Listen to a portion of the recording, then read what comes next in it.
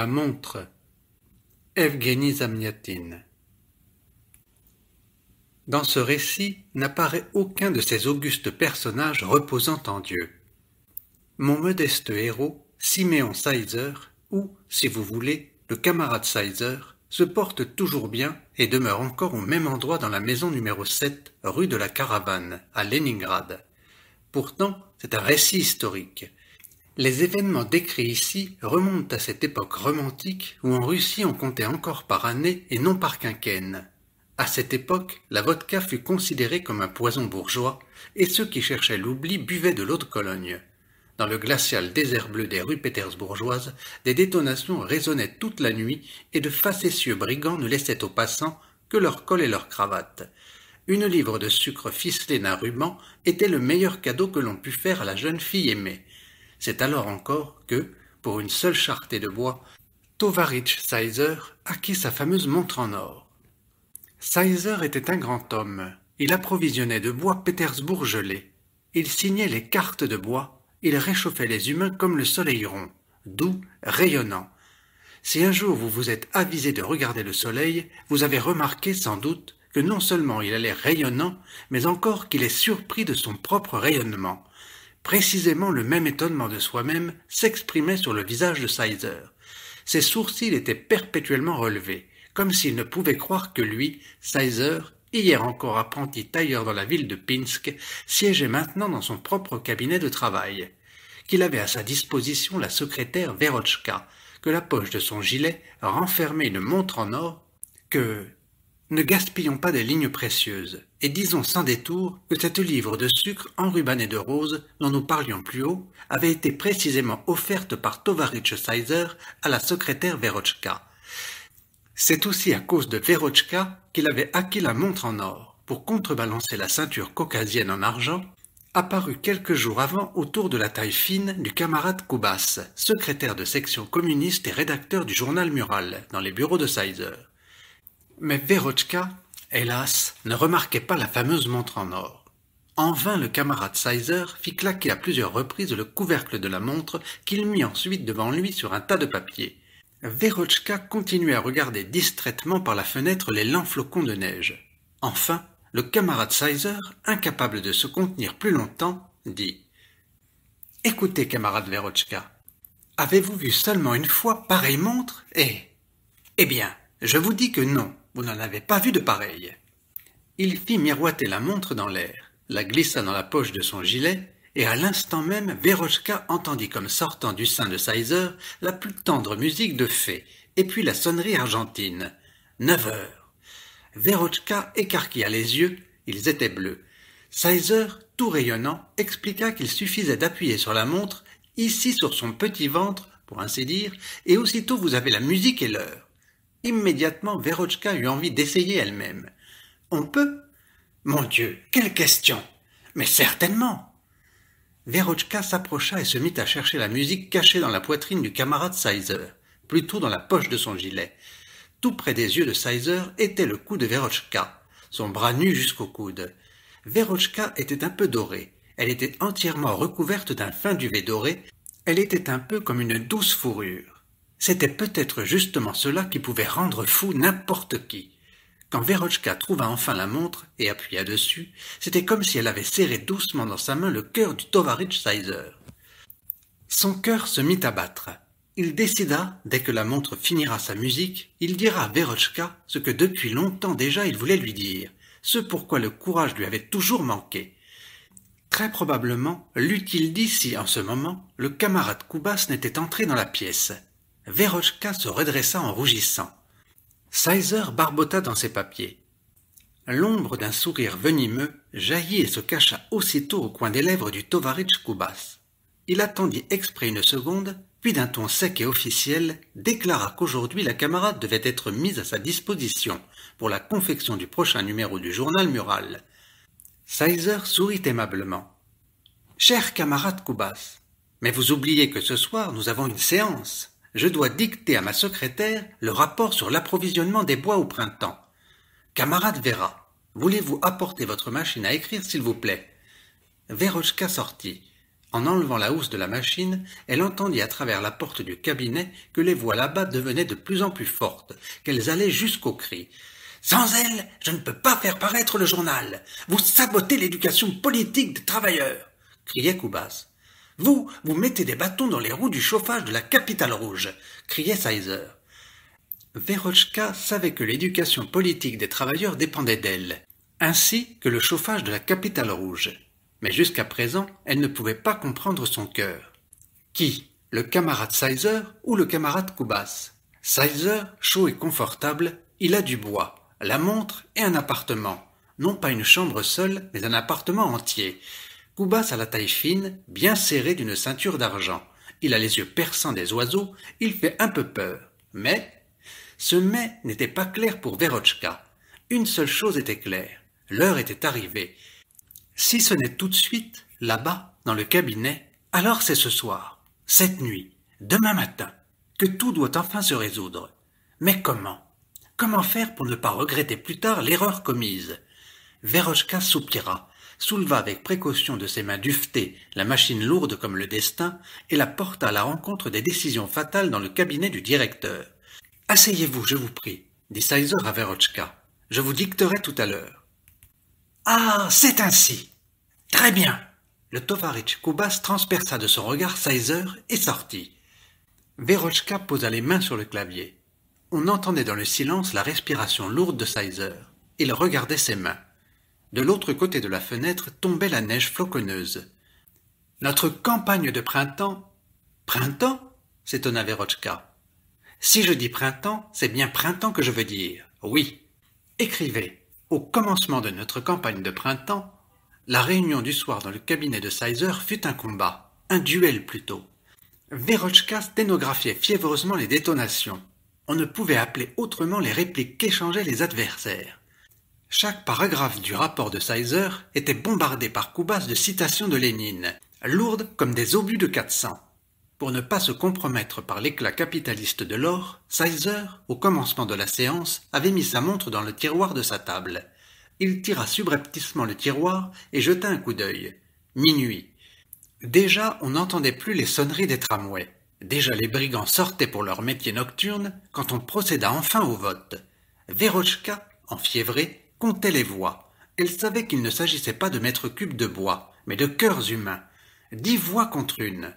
Le vaincu serra fortement sa ceinture caucasienne d'argent et partit sans mot dire. Et naturellement, l'heureux vainqueur, Sizer, accompagna Verochka à la maison. Les défilés des rues, couverts de neige blanche, étaient sombres et déserts. Pas âme qui vive, pas une seule lumière dans les fenêtres noires. Si le camarade Sizer était seul dans ce désert, il marcherait peut-être sur les pointes, pour qu'on n'entendît pas le craquement de ses bottes sur la neige. Au premier homme rencontré, il se jetterait probablement de côté. Il se mettrait certainement à courir de toutes ses forces. Mais à l'instant qu'éclata une détonation et que la main chaude de Verochka tressaillit dans la sienne, Sizer rit seulement. « Eh bien, ils peuvent bien tirer, je suis avec vous. » C'était un nouveau, un héroïque Sizer. Ce Sizer-là voulait même qu'il arrivât quelque chose d'effroyable. Il n'avait peur de rien. Une seule chose l'épouvantait, l'explication avec Verochka. Mon Dieu, comment? Par quoi commencer? Commencer, c'est le plus terrible. Sizer tripotait avec fureur le bouton de son manteau, comme si c'était justement lui qui l'empêchait d'ouvrir la bouche. Enfin, le bouton céda. Sizer parla. « Je veux vous dire, Verochka, une chose. » Voilà. La main de Verochka tressaillit comme auparavant à la détonation. « Quelle chose ?» demanda Verochka. Elle savait très bien laquelle. « La chatte de ma mère a mis bas hier, » déclara subitement Sizer. Verochka, abasourdi, le regarda. Fermant les yeux, il continua d'une voix chaude et attendrie. « Vous savez, elle reste couchée, ronronne tranquillement, et 7 chatons. Et moi, je la regarde et je me dis, « Hé Siméon, toi aussi tu pourrais ronronner comme cette heureuse chatte en famille. » Probablement Verochka se représenta trop vivement le tovarich Sizer dans l'heureux état de chatte en famille. La fossette de sa joue droite trembla. Elle mit la main à sa bouche. Sizer vit tout et comprit. Elle allait éclater de rire et tout serait perdu alors. Saisi d'effroi, il attendit ce rire. Mais tout d'un coup, il sentit les doigts de Verochka saisir sa main avec force. Elle se serra tout contre lui, et Sizer aurait voulu crier avec fureur son bonheur. Il se pencha sur Verochka. « Mais regardez donc !» lui murmura Verochka terrifiée. Alors Sizer vit, du côté opposé de la rue, un homme de haute taille en capote militaire sans épaulettes, qui leur coupait le chemin. Pendant une seule seconde, pas plus, le Sizer d'autrefois revécut. Il recula d'un pas, mais immédiatement, le nouveau, l'héroïque Sizer ordonna à Verochka « Cachez-vous sous la porte cochère !» Il s'avança à la rencontre du brigand, et occupant la position près de la sombre porte qui avait englouti Verochka, il s'arrêta. Sizer tremblait de la tête aux pieds, mais non de peur. Ainsi turbulente tremble la chaudière sous la pression de ses 15 atmosphères. L'homme à la capote s'approcha et s'arrêta aussi. Une pause atroce, interminable. Sizer ne pouvait plus attendre. D'une voix blanche, il dit « Eh bien, quoi ?» La main dans la poche, revolver, l'homme se taisait. Sizer remarqua la moustache insolente comme celle du Kaiser Wilhelm, et les dents grandes, très blanches. L'homme se taisait, ironique. C'était clair pour Sizer. Et ce fut plus clair encore quand la moustache remua et la voix rauque demanda « Allumette ?» Sizer bouillonnait. Il avait envie de bondir, de frapper, mais il accepta le défi et il fit semblant de croire aux allumettes. Il sortit la boîte, fit du feu. L'homme s'inclina sur Sizer, prit sans façon le revers de son manteau, s'y abrita pour que le vent n'éteignît pas le feu, alluma sa cigarette. Sizer vit. Une bague étincelait au doigt de l'homme, peut-être dérobée à quelqu'un cette même nuit. Sizer sentit le frôlement à peine perceptible d'une main étrangère. Il voulait déjà éteindre l'allumette pour ne pas voir l'agitation railleuse de cette moustache, quand tout d'un coup, sous la flamme rougeâtre de l'allumette, la montre en or dansa dans l'air devant Sizer. Un dixième de seconde suffit à Sizer pour voir clair dans le truc de la cigarette employée par le brigand, et un autre dixième de seconde pour tâter la poche de son gilet. La montre n'y était plus. Le cœur de Sizer se mit à battre follement. Il jeta l'allumette encore brûlante à la figure du voleur, lui arracha sa montre et cria sauvagement. Il ne se fût jamais cru propriétaire d'une telle voix. « Haut les mains! Je tire !» Et il mit la main à la poche de son manteau. Ce geste était tellement impératif, la répartie tellement inattendue, que le brigand leva les mains, puis sans attendre le coup de feu, se courba et courut en zigzagant dans l'obscurité. Sizer retira un mouchoir de son manteau, bien entendu il n'y avait pas de revolver, et s'épongea le front. Il tremblait encore, quand Verochka, toute pâle, accourut vers lui. « Quoi? Quoi ?» Elle le saisit par la main. « Rien. » Voilà. Sizer fit sauter la montre reconquise sur la paume de sa main. « Gredin! Il l'avait déjà tirée de ma poche, vous comprenez? Mais il s'est bien trompé sur mon compte. »« Mais comment? Vous n'avez pas peur qu'il... » ?»« Non, je n'ai jamais pensé que vous étiez un tel... » Les yeux de Verochka brillaient émerveillés.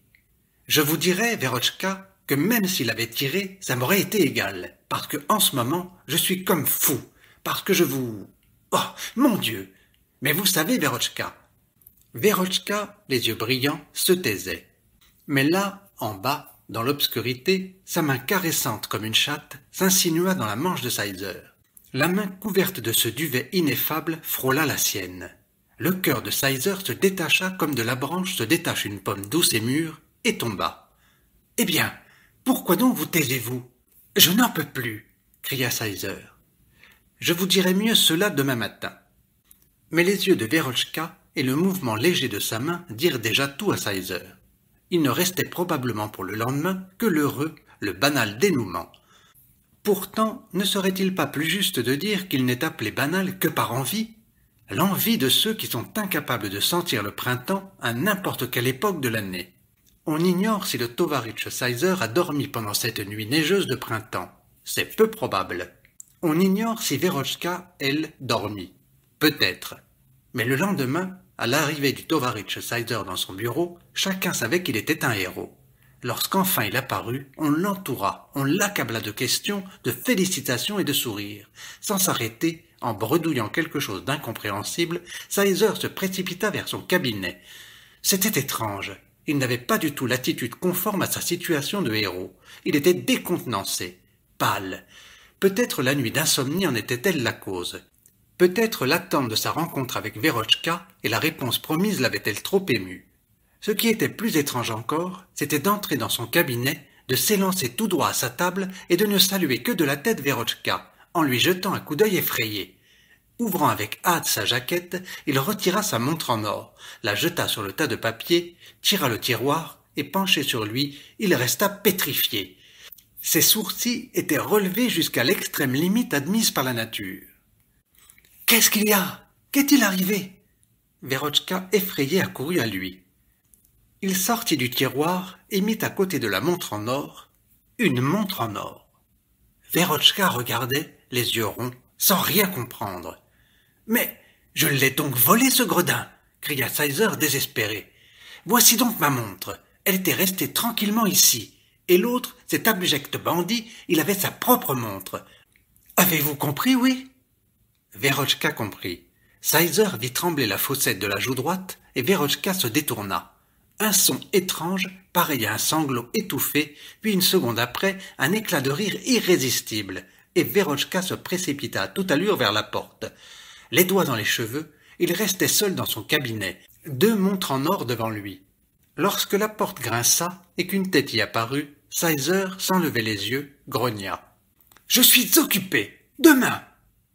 Lorsque dans l'institution le bruit des derniers pas s'éteignit et les portes claquèrent pour la dernière fois, Sizer se leva, glissa sa propre montre, dans sa poche, s'approcha de la table où se trouvait couverte d'une housse la machine de Verochka. Le regard amer, il contempla sa chaise vide, serra ses mains sur son cœur. À côté du cœur, il y avait la montre, et cette damnée montre qu'il l'avait perdue se mit à jouer sa musique. Sizer appuya furieusement pour faire cesser cette musique. Quelque chose craqua dans la montre. Elle se tut. Les pièces vides, désertées, l'escalier, le vestibule. Dans le vestibule, Sizer vit l'édition spéciale du journal mural que fit paraître Koubas ce jour-là. Et peut-être Verochka l'avait-elle aidé. Un petit être humain ridicule, aux sourcils furieusement relevés, y figurait. Dans chaque main, il tenait une immense montre.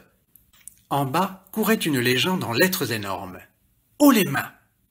Sizer se détourna très vite et sortit à jamais de son institution, du cœur de Verochka et de ce récit.